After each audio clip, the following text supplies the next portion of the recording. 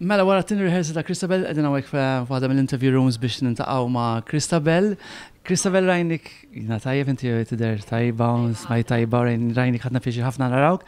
Għajdinna ftit il-ġurnata tal-lum, x'għamilt hekk fil-qosor.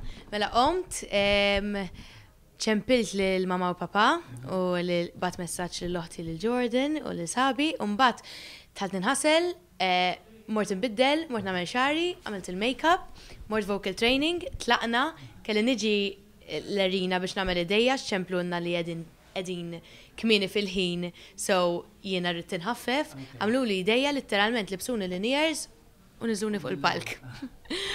U mal-ewwel qedtilhom isma' aħna diġà u ġifieri laqqas kien il-proċess tal-nerġgħu niċċekkjaw l-niers, microphone u hekk. Imma it was a fantastic experience on stage. Illum vera ħassejtni vera. Kien hemm xi affarijiet differenti mill-ewwel darba għallum?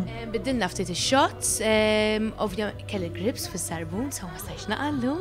Kelli mhux ġa żarbun li libsa. Imma kellek? Għax id-darba l-oħra meta kelli rehearsals kon ma waslitniex bagalja u żarbun il-grips ma waslux, ara kont naqra wobbli fuq il-palk imma llum kont aħjar, so really happy. U smajt xi kanzunati oħra li qegħdin jikkompetu magħna fil-semifinali u hemm xi waħda partikolari li jogħġbitek jew iktar minn waħda? Fis-semifinali tiegħi toġobni ħafna tal-Awstralja u toġobni ħafna ta' Sweden. Però naħseb l-iktar waħda li toġobni mill-festival kollu ovvjament toġobni tabu ħafna. Toġobni ħafna tal-Bulgarija u toġobni ta' Ċipru wkoll. War li speċjali Eurovision jgħaddi kollox ħatibda tipprepara xi ħaġa oħra naħseb. Tajt, nibdew nippreparaw naqra t-tiġ wara jgħaddi Eurovision, hopefully, u ovvjament l-eċċellenza tagħha l-President ta' Malta wkoll ħatritni bħala l-ambaxxatriċi għall-fondazzjoni tagħha s-saħħa mentali, so nibdew naħdmu fuq dak ukoll u ser nkun ukoll qed naħdem ma' Global Citizen li hija l-assoċjazzjoni worldwide li ġejt maħtura bħala vocal advocate tagħha biex ovvjament naħdmu iktar flimkien biex il-messaġġ tiegħu il-messaġġ tagħhom jaħdmu sew u nimxu l-qudiem. Jessica ntqajt magħha kellimta? Għamela da żgur il-bieraħ ntqajt magħha, Jessica kellha naħseb it-tieni rehearsal il-bieraħ xi qiegħda fil-bidu mhux qiegħda warajja, allura ma tantx nintaqa' magħha.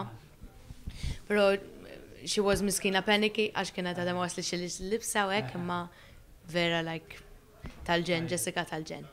M'hemmx rivalità ġifieri. Rival, u asma l-pajjiżi l-oħrajn naħseb wara ma xi ħadd Malti.